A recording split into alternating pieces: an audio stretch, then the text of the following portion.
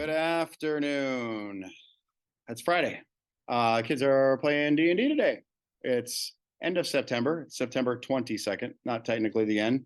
I finally have, I guess, what I felt like was enough to talk about for, using D&D in class.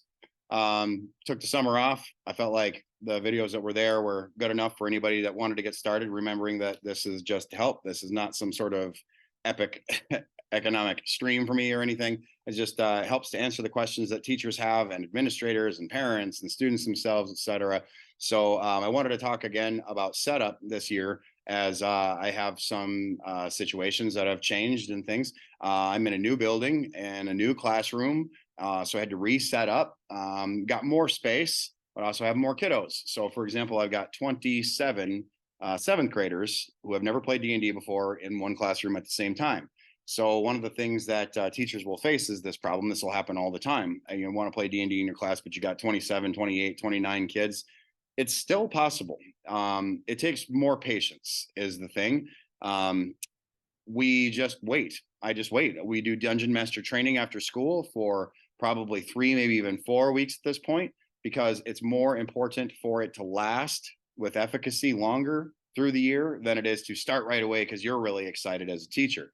You can let your excitement as a teacher help hold that carrot in front of the mule as it pulls the wagon, right? So they're going to be in mystery of like, when are we going to get to play this? What does these character sheets even mean? What, blah, blah, blah, blah, blah. So my kids have made characters. They did their head to toe description of character as in the video. Awesome assignment. Really, really cool.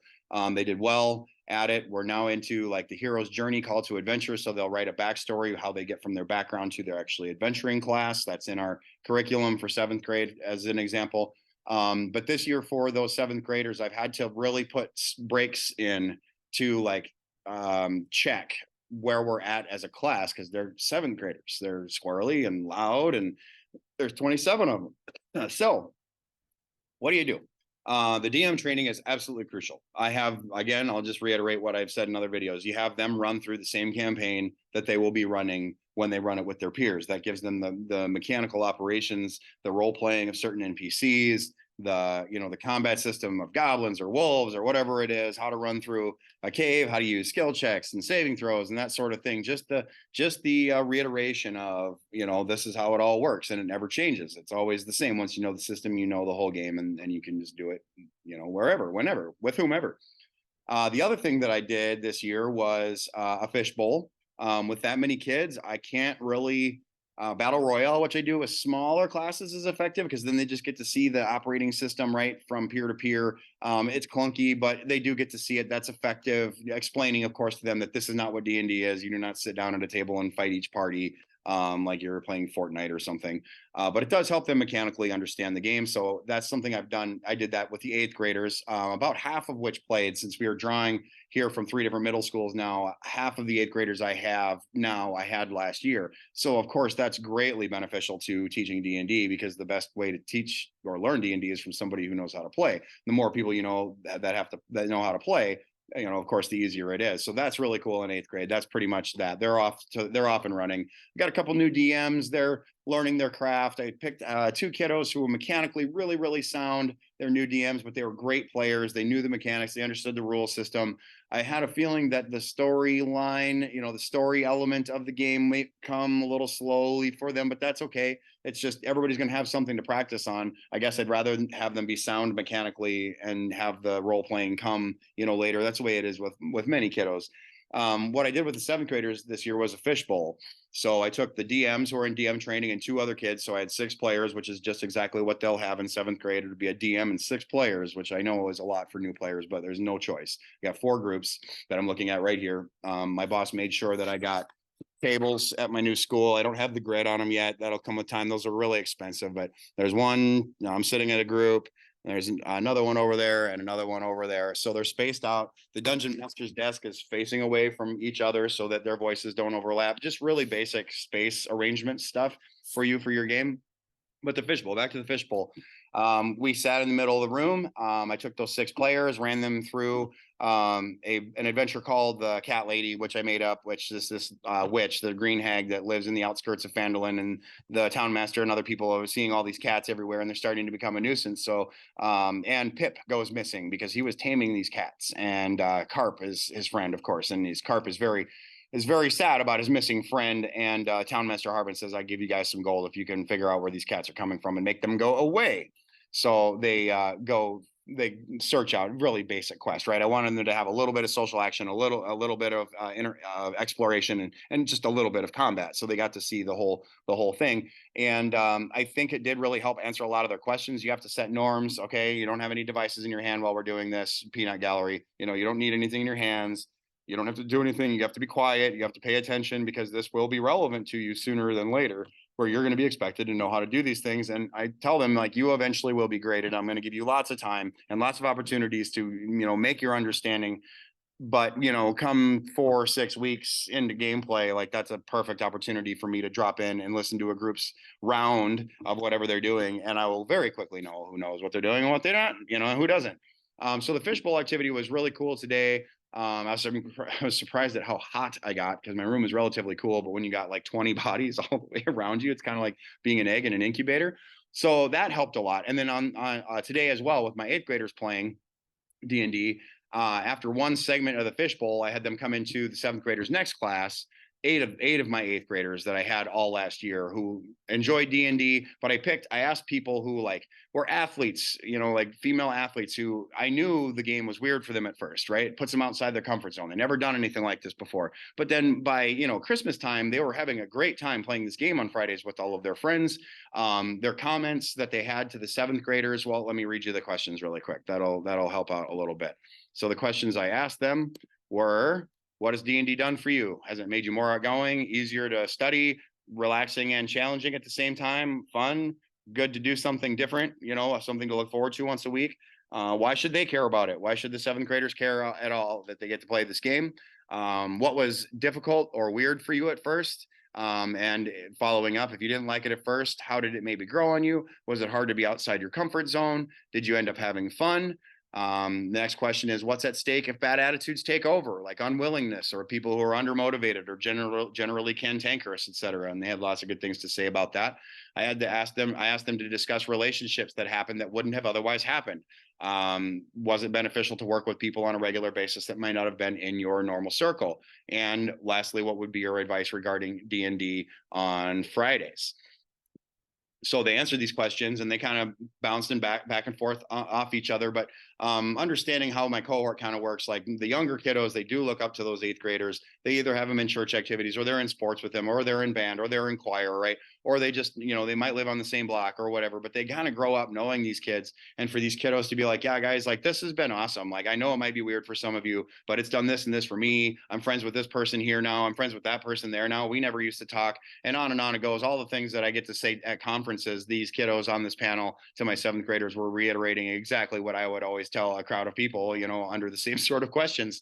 So that was really cool. It's a strategy. That's a new strategy I put in place. The older peer panel, to express, like, yes, this is definitely something that's worth your while. Just go with the flow. And if, especially, 7th grade, most often it's girls, have this real resistance to something that's not familiar to them. And especially in my advanced cohort, you'll find that when misunderstanding comes to be, like, these kiddos, they get really mad if they don't understand something right away, because they've always been able to understand things right away in their past. And I and the panel explained to them, like, there's no possible way you could ever understand all this all at once. That's why it's so good for you, is because as your brain starts to, like, click onto the things that make sense, then the other things start to make more sense, and the picture gets bigger. And then, another kiddo said, the more you end up knowing your character, you end up having more fun, because you realize how powerful you were and didn't know, and so forth. So that was kind of how I approached setup for the 7th graders who had never played before. I had one kid in 7th grade who was in D&D club as a 6th grader last year. That's it. That's the only kid in the 27 that had ever played D&D, validating my experience of bringing it to them in the first place, right? Of course, I always reiterate to them, I don't expect you to play this your whole life. I don't expect this to be your favorite thing to do, blah, blah, blah, but you will do it here. You will do it, or we will find you something else to do that you will not like at all. So that's that. Seems like I had something else. Oh yeah. This summer it's crazy busy. Went to Games for Change in New York City on a Wizards panel. I was with Shelly Manzanoble, the brand senior brand manager for D&D. Met Cynthia Williams, the president of Dungeons and Dragons. I met a guy from Hasbro, public relations president, and his name is eluding me, but he was in the audience with two of his representatives there as well, other PR people. And the panel was awesome. I was with the vice president on the panel. Had a really awesome administrator asking the questions, Bruce. Just a really cool experience to be there. And on the panel, just telling the stories from the old days when I taught in Houston in Title I. That makes everybody cry when they can experience a story that is, shared from reality. I can never get through the story without crying. But those kiddos' lives were forever changed by myself and the game that I brought to them. And so everybody in the audience is weeping. President of companies weeping. President of PR is weeping. Shelly's over there trying not to weep. Like, she's heard the story 100 times, and she's like, it still gets me every time. I'm like, it gets me too. I can't help but see their little faces and know, when you have a little kiddo that looks up at you at the end of 9th grade and says, Mr. Wells, you saved my life. It's just hard to not feel those emotions. So that was really, really cool. That impacted a lot of people around the world. Games for Change is very well known.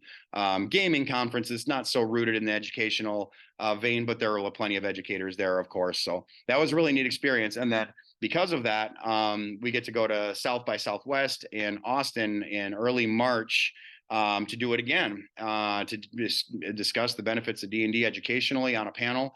Really cool is our section was voted high interest, I think all the way up to the top, like number 1 or 2 by the people who will attend, which gives us, like, I think, extra time, bigger space, better slot, that sort of thing. So people are already really looking forward to seeing this new campaign by Wizards, which we've been working on for 8 years, but to everybody else in the world, it looks new, because they're really putting forth the motivation to push it out into the world now. And apparently I am the tip of the spear, which still surprises me, but I do a lot of work on the subject. So if you're like one of the 12 people that get these videos, I'm sorry that it's been a while. I just had to wait until I felt like I had something that was sort of new to say, because I don't want to reiterate like so many others end up doing. So setting up, do a fishbowl if you have a large class, run through expectations. I brought the older kids in to let the younger kids know what's to be excited for and what's at stake if you're rotten. I asked the panel, how many kids does it take to ruin a group? And they're like, 1. And I said, okay, so don't be that kid, because nobody wants to be friends with that kid. And these, usually Susie Q is a popular kid-ish, or whatever. The 8th graders did mention when they left the panel, they caught me at lunch and they're like, Mr. Wells, this is kind of salty in there. And I said, well, dude, they're 7th graders. They don't know any other way except salt.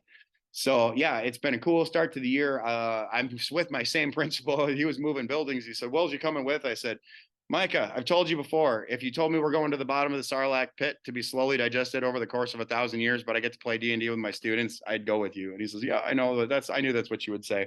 We got an amazing building culture. In fact, when we had our first staff development of the as they come to the end of summer, I looked around the room of all the people in this new school that were pulled from all over the district. And all of the teachers from teacher training for Dungeons and Dragons were in the building, if that gives you a sense of what kind of person he was looking for. So everywhere, all over the place, it's just a bunch of creative nerds. And so the culture of this building is really exceptional. Everybody kind of gets each other off the baseline, because it's like, we are all, we're obviously different people and we operate differently, but you could see the commonality across the board. And it reminded me of the commonality that I see in my classroom after all my kiddos learn how to play D&D. It's this sort of family, a kinship that, will never go away. It'll never go away. So a panel of older peers is really effective. The fishbowl was really effective. I have my classroom organized really, really well this year. Maybe I'll show you some other time. I'm about to, weather's about turning. It's fall now here in South Dakota, so it's really beautiful outside, but I'm kind of like looking forward to the wood stove and doing some dungeon craft. Meanwhile, I'm writing articles for the George Lucas Education Foundation, and writing articles for Wizards as well, and getting prepared for conferences and still teaching stuff. So if you have any questions, I guess ask a question and I will respond to your question. I hope to find some other cool things to make videos about. This is sort of just getting my beginning of year angst out of the way and making sure that is this is this thing on? Oh yeah, okay, it is. It's still on. Yeah, yeah. I always told myself I wouldn't do like really cheesy YouTube gimmicks. I almost came in with like the lamb's hook, the croak, the what do they call it, the coup stick, and pull myself in like in a cartoon. Like, no, you can't make me. I'm like, no, don't do that, dude. This is just informational. It doesn't matter if you like it or not. If it helps you, that's what matters. I don't care if you like it. I mean, I guess I kind of care, but I don't care if you really like it. I want it to be able to help. So this is just the introduction to the year. It is the 2023, 24, 22, 24 school year, and we're off to a really, really, really great start. Without anything else that I can think of, you guys have a great day. Live the dream. Play D&D in school. Makes your kids really smart.